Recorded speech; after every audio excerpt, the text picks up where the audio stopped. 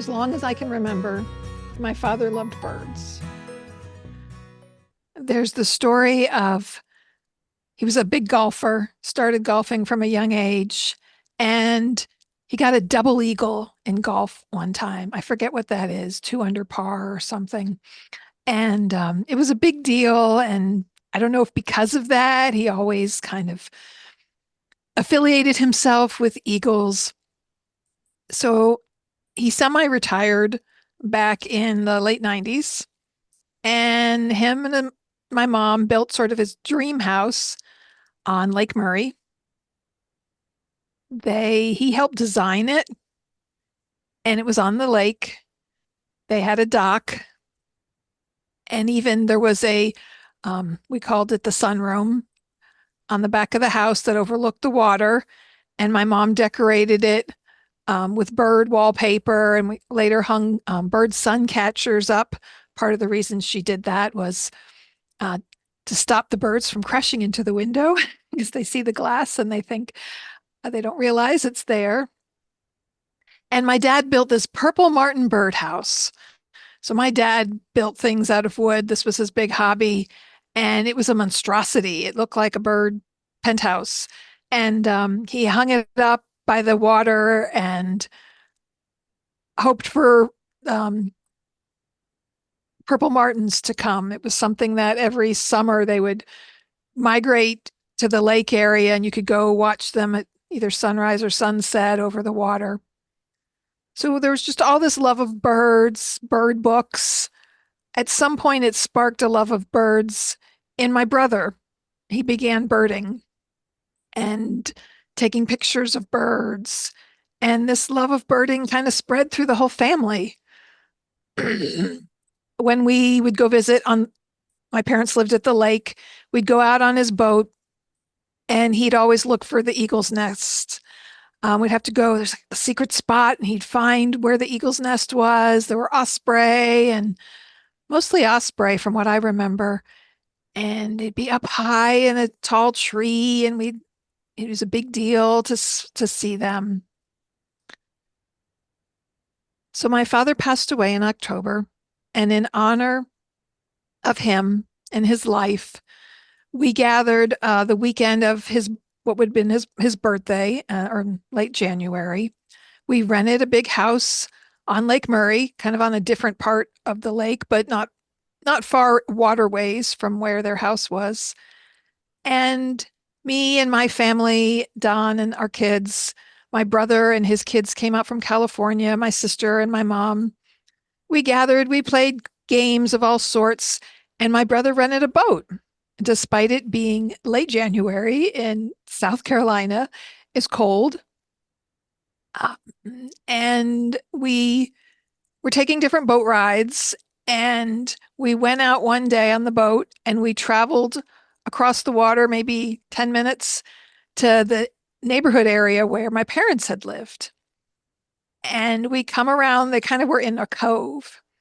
And as we come around the cove on the boat, someone spots an eagle, a bald eagle, up in a tall pine tree just off the land from where their house was their house, but still there.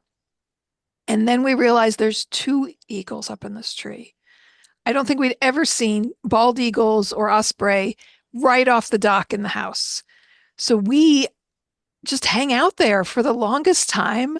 My sister and I both had the same thought. Hi, Dad, as we look up and see these 2 eagles up in the tree, and they just stayed there for as long as we did. They didn't leave. At one point, they were kind of on 2 different parts of the branches. One flew over to the other, and I don't know if he was frolicking with the other bird. I think my brother said it was nesting season, and she kind of pushed him away. So there was a little truffle, but then they sat next to each other, and we're looking at them. Who knows what they're looking at, and just feeling the presence of my dad right there at his old house.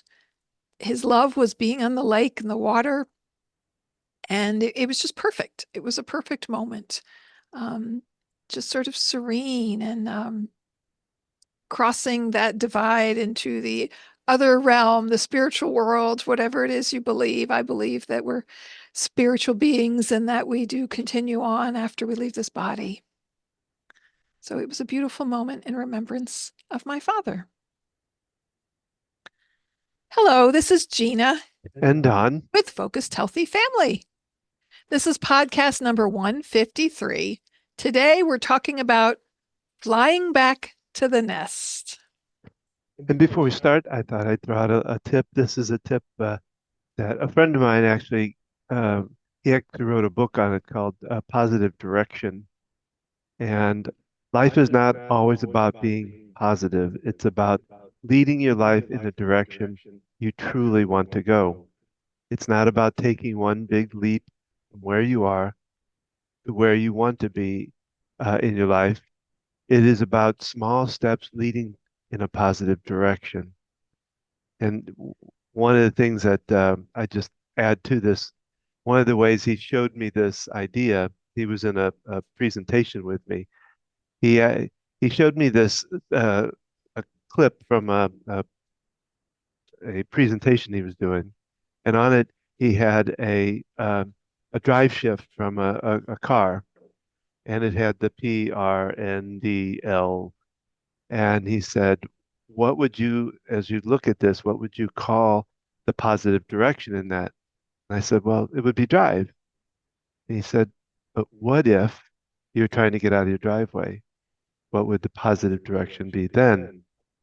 And it really kind of caught me off guard that we don't, we think of positive in one direction. We don't think about all the different um, aspects of it and where we want to go in life. Depending on where we want to go. Yeah. Yeah, if we're facing the garage door and we We want to don't get want to out of go the through it. driveway, if we move forward, is that going to be a positive experience? Yeah. Um, yeah, then the reverse would be the positive direction. What if you need to push the car because it won't start? Neutral might be your It's positive direction.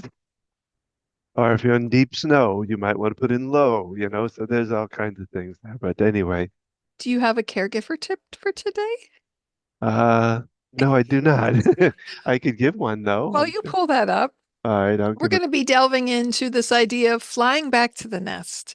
So, kind of delving into the sandwich generation a little more with juggling caring for aging loved ones and still caring for children. Oh, And well, we're talking about flying back to. Birds don't necessarily do that for their kids. no, they push them out of the nest, they learn to fly, and they're off.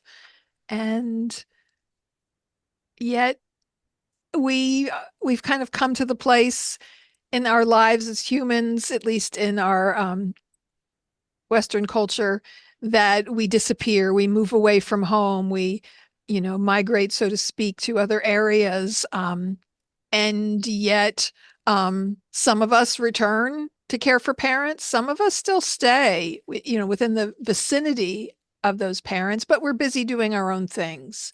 And when a loved one has additional needs, especially our parents, we often come back, as in coming back to help care for them, whether it's to their house, to the city where they live, um, whatever that might look like. All right, well, let's do a little caregiving tip from our Caregiving 101 by Mike Collins, 101 ways to keep caregiving from making you crazy, which that we know. Um, this is tip number 44. The soothing effects of bathing have been known for thousands of years. Hmm. Simply washing your face during a stressful time can help calm and be refreshing effect. Find a type of soap that smells wonderful and feels even better. If you're a candles, if you're a if you're a candles around the tub kind of person, treat yourself. Give yourself enough time and hopefully without interruption, take your time in the bath. So take a bath. Better yet, take a bubble bath. Or add some Epsom salts to help release toxins and relax muscles. Oh, that's my favorite thing to do, is to take a nice soak in the tub.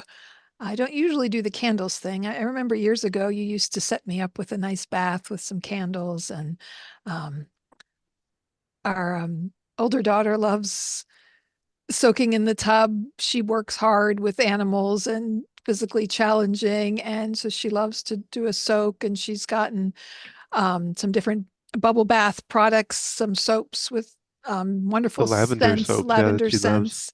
And thinking about calming things, it reminds me of our timeshare that we have, and they decided to make all of their toiletry products lavender scented. So there's soap and there's shampoo and everything. And much to my son's dismay, who has an allergy to lavender, when he went to the resort the last time, it's like it can be a calming, soothing smell and scent. Yet, if you're allergic to it, it's not going to be calming. Kind of like thinking about the whole positive direction idea. Is it calming and soothing to get into a tub full of lavender soap? Not if you're allergic to lavender.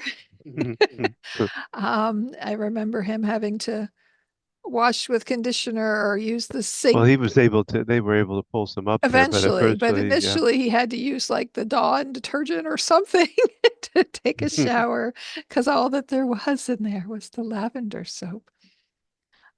So, yeah, thinking about caregiving and how important it is to care for ourselves. So, we've been talking a lot about caring for aging loved ones and looking at different resources and things to support them, and kind of delving back into the sandwich generation idea. So, this is caring for an aging parent or loved ones while still caring for a child. And I found a article um, from the University of Michigan. It's from Michigan Medicine .org. And there was a study done in 2022 about a sandwich generation study, kind of literally looking at these people. Now, they define it as people caring for a child under the age of 18 while also caring for an aging parent over the age of, I think they say 65 in here. And we've talked before, sometimes you may have a child older than 18, but they might still depend on you. Sorry. This thing's, sorry. You're being disruptive, I'm Donald. sorry. It was trying, anyway, this disrupting child in the parent world here or something. Ah, okay. Um, all right. So the study talks about caring for an aging parent and having a child under the age of 18. We've talked about you might be caring for a child older than that who either depends on you financially, emotionally, physically, possibly in some way. Maybe they have mental health challenges. Maybe you're paying for their college.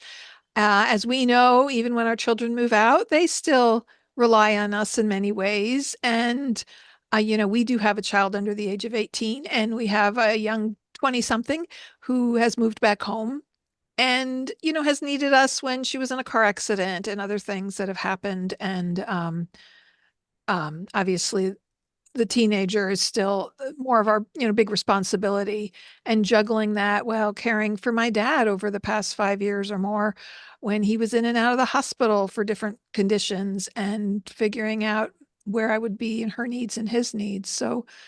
Um so they talk about the nickname for, it says, mostly female middle-aged group of Americans who serve as caregivers for both older and younger family members at the same time. The study, again, this was from 2022, estimates that there are 2.5 million of these caregivers. Um, in all, nearly one quarter of adults who provide care for at least one parent over the age of 65 also care for at least one child under 18. So, one quarter, 25% of adults who are caring for a parent over 65 also have a child under the age of 18. And this was based on the University of Michigan Department of Psychiatry study. The researchers show that being in the middle of caregiving sandwich, that it's different than just caring for an aging parent. There's a different aspect to it. It says overall sandwich generation caregivers are twice as likely to report financial challenges. So 36% reported financial challenges compared to 17% of those who were only caring for an aging parent.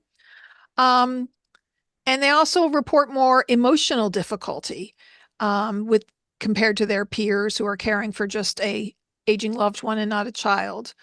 Um, they also score higher on overload. So burnout and challenges of caring for both. And it talks about what are the health policy implications for this. We need to look at these people who are in this position. They talk about, the financial challenges that, people who are on Medicaid needing assistance for their financial care and the challenges, this can put on the family when there are limited resources. I see this all the time, talking to loved family members of people who've come to rehab and now their loved one can't really go back home anymore. They need additional care. And what's the difference between making that happen and not? A big part of it is money. Mm. If you have enough money, you can set your loved one up in an independent living facility and pay for a 24/7 caregiver to come in and be there and support them. Now, it's not easy to do all that. It does take a lot of time, and finding a right caregiver is certainly challenging. Yet, if you don't have the financial resources to pay for that, and we're talking fees of $20 to $25 an hour, at least in our area of the country, um, you Well, know, then the room, the and room living itself is living somewhere, the cost of three that to four to 6,000, and just depending depending on where the you're at. level of care. Yeah, I know people who opt to keep their loved one to continue in independent living versus moving them to assisted living at places that have both, because the cost of going to assisted living is so much higher. They'd rather pay for a one-on-one person because they don't quite get that one-on-one attention at an assisted living. Um, so we can share the link to this study. But looking at these challenges and the differences in caregiving experiences with them, um, the length of time that people spend caring for their aging loved ones. Um, Only a minority of both groups use supportive services to help with their caregiving duties. Um, so there are so many resources out there, like we share with you and like we provide for people, but the percentage of people who take the advantage of those resources, sometimes they can even offer financial assistance. There's different grants and funding out there to help pay for services like caregivers, but people don't often know about them. I worked with someone recently, and they talked about the frustration of their family, their loved one had VA benefits, and no one, the social worker never told her that they could access there was a what we call adult care, adult daycare kind of facility where you take your loved one to if they're able to move around to some extent. There's usually requirements, but often with dementia, where they can go and spend 4 hours, 6 hours of the day, and then you drop them off, you pick them up. Well, she actually got this paid for, but the social worker never told her that this was an option. So a lot of times, we don't know what the options are out there. We don't even know that sometimes these things exist, whether they're paid for or we have to provide the expense of it. Oh, Um, sorry. you Well, know, and go ahead. well, just you think about it too. In the same, everybody's busy, in their life, but it's even more so when you've got children at home. You're trying to, emotional wise, and it gets to be, we don't have time necessarily to look for all these different things. It's hard to um, take the time when you've got to split your time between your kids, between your aging loved one, and try to give something to yourself on top As of an it. example, over the summer, um, we started, I guess in the spring even, we started researching facilities that provided assisted living care, particularly with a memory care unit for my father. My mother was still caring for him at home and just seeing the burden and the toll it was taking on her. So I'm in a new town, and my child decides they're done homeschooling. They want to go to the public high school. So it's like June. I had notebooks. I was also looking for more job opportunities for myself in the area I now live because I've been driving back and forth to Charlotte. So I had a notebook for all my job opportunities and I would write things down. I had a notebook for my dad and the different facilities and things we were looking at. And then after we moved him in, it involved when he went to the hospital and his other needs. And then I had a notebook figuring out my daughter's plans to going into high school, and making this decision in when the school year had ended was really a challenge, connecting with the people and finding out the options. It's sort of a small county where we live, and didn't know, what options there were for different high schools and what it would take to, find out where she could go to school. We knew, we could just enroll her in the local one, but even finding those answers, I left numerous voicemails for people and never heard back. So, being in the middle of all that, here I am driving to Charlotte some to work. I work part time, yet it's a juggle. We juggle our schedule. We've done this for years, where Don works days that I don't. I mean, now that we have children that don't need us physically, Yes, that's a big it's a thing. lot easier. But even when our child was old enough, we had issues with mental health challenges that required one of us to be there. I was thinking back to when my dad was in the hospital, um, probably a year and a half, 2 years ago. And we I'd have to drive 45 minutes to the hospital where he was at. Excuse me. And, you know, our child was young teens at the time, and having to navigate her needs. And, she needed me in my time, and my dad and my mom needed me.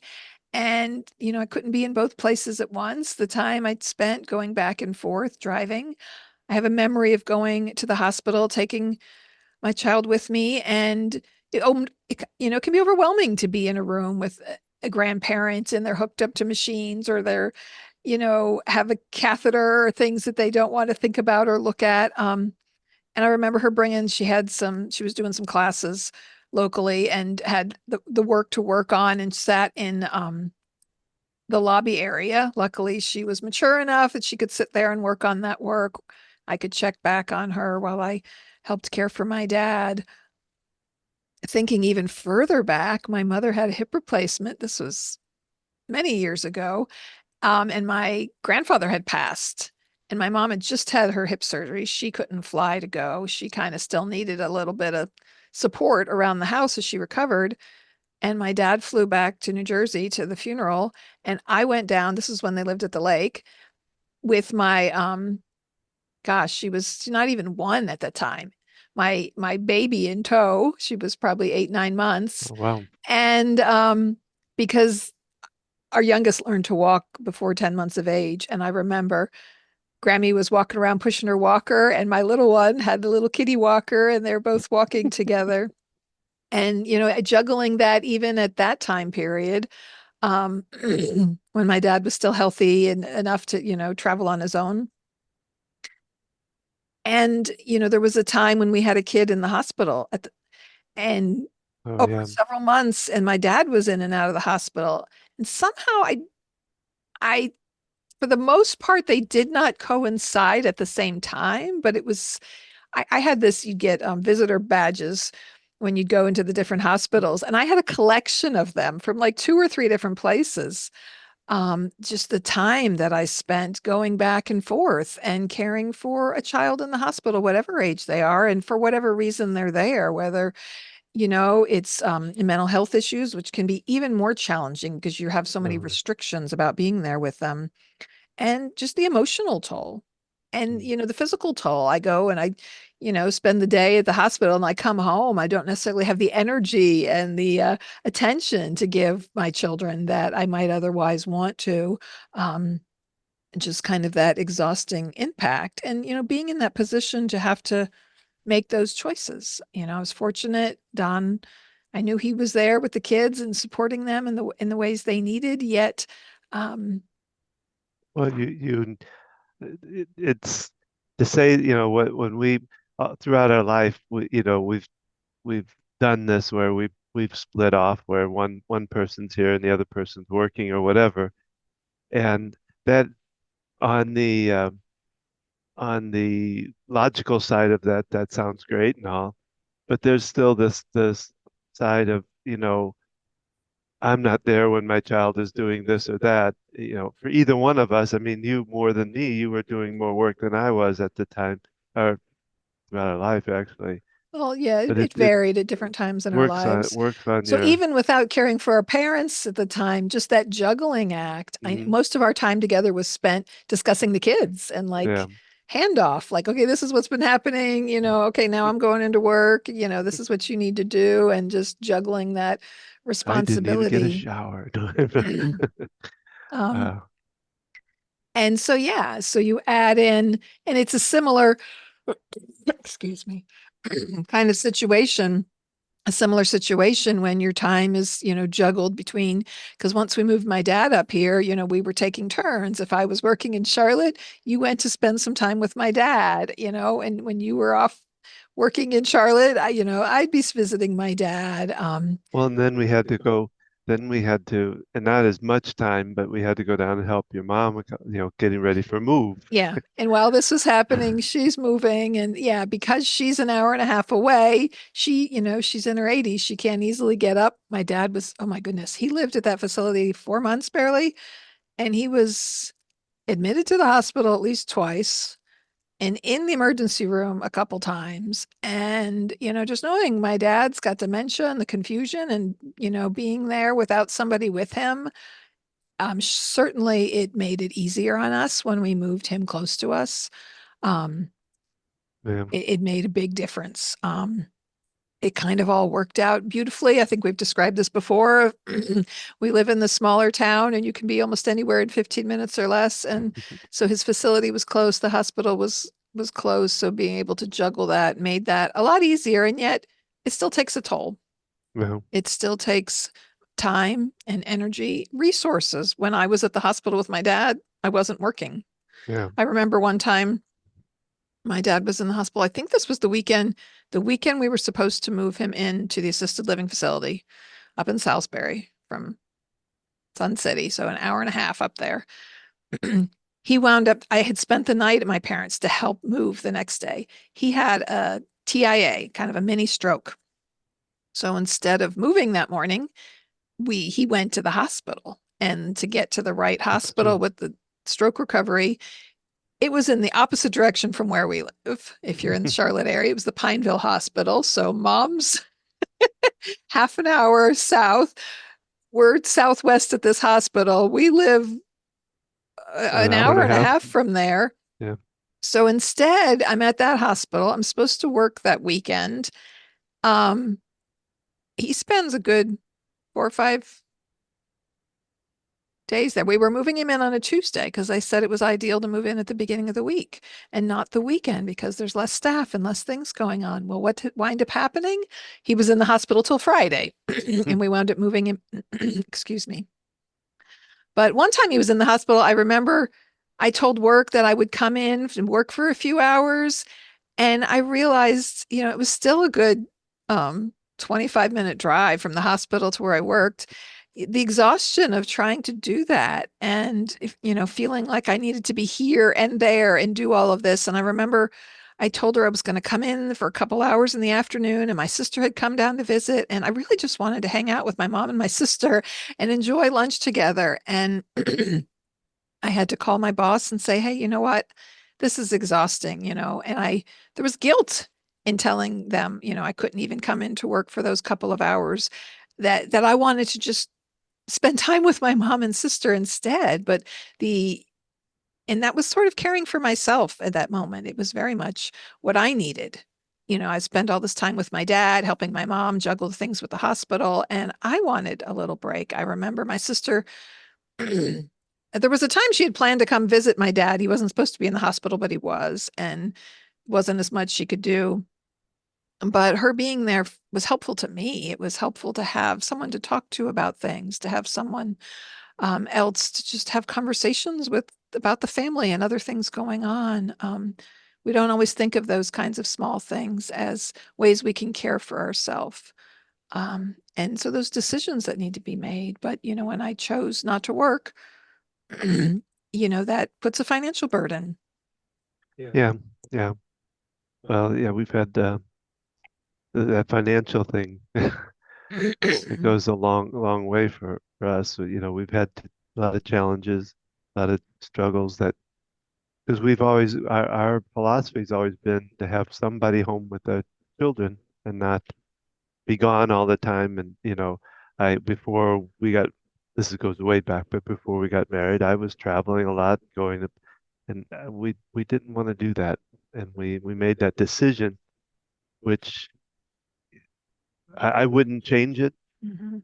but at the same time, it caused a lot of financial issues for us Later to on, go. when you began to have health challenges, when you wound up in the Yeah, hospital, we were really managing it pretty well.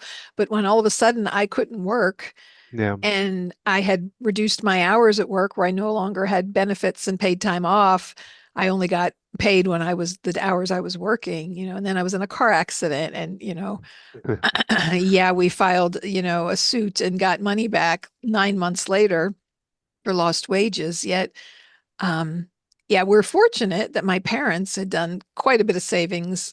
My dad had set them up when he became a financial planner, that they didn't have financial challenges and needs.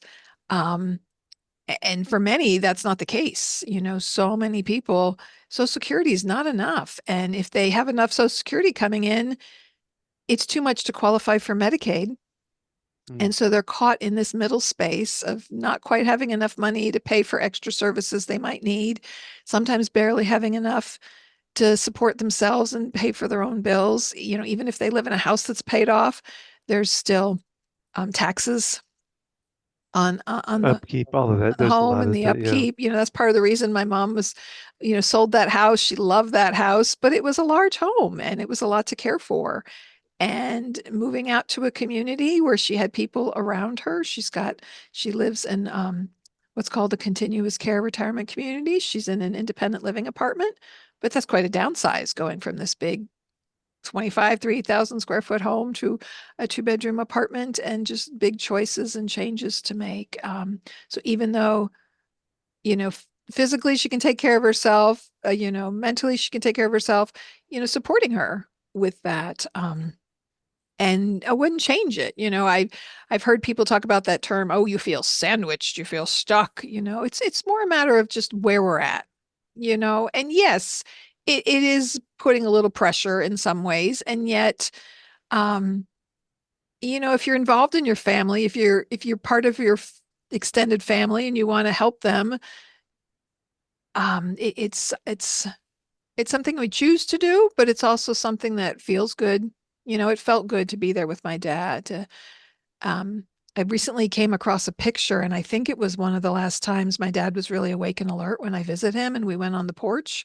And it was one of these, your phone puts together conglomerations of pictures and shows them as a video. And I couldn't go back and find the picture, and I'm still trying to search for it. But it was a beautiful memory of time I spent with him, and we were out on the porch and we're listening to music, and he's standing up from his wheelchair, and he passed a week later.